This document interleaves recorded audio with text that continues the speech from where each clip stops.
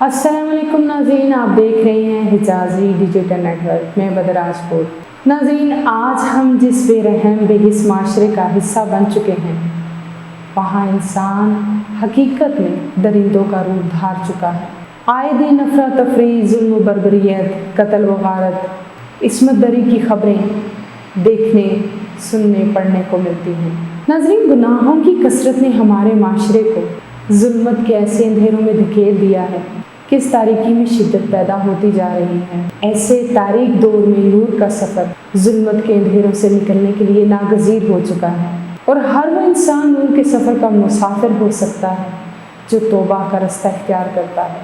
ناظرین، توبہ کے لغوی معنی رجوع کرنا، واپس آ جانا، شرمسار ہو کر اللہ تبارک و تعالیٰ کی طرف متوجہ ہونا ہے۔ توبہ ایک ایسی عبادت ہے جس میں انسان اپنی ذات کی نفی کرتا ہے اور اپنے رب کے سامنے وہ سب کچھ کہہ دیتا ہے جو وہ کسی سے نہیں کہہ سکتا۔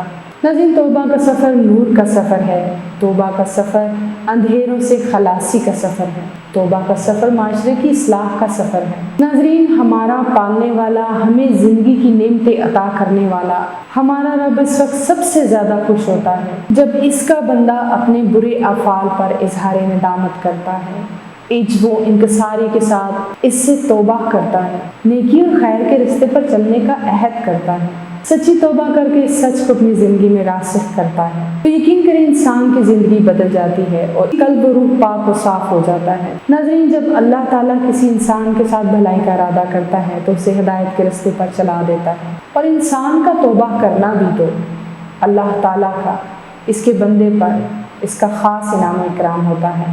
ناظرین، موجودہ ظلمت و تاریکی کا دور اس بات کا متقاضی ہے کہ آج ہم تمام انسان اللہ کے حضور سچی مگر اجتماعی توبہ کریں۔ ناظرین، آج ہمارا معاشرہ زندگی کے جن علام و مصائب کا شکار ہو چکا ہے، اس سے چھٹکارا صرف اسی صورت میں ممکن ہے جب بندہ اپنے روزمرہ کا افعال کا اپنی ضمیر کے کٹہرے میں محاسبہ کرے، اور بے شک محاسبہ تو تب ممکن ہے جب انسان نور کا سفر اختیار کرے، اور جی ہاں، نور کا سفر توبہ کی مسافت کے سوا کچھ اور نہیں ہے۔ ناظرین، آج کا ہمارا ویلاگ آپ کو کیسا لگا؟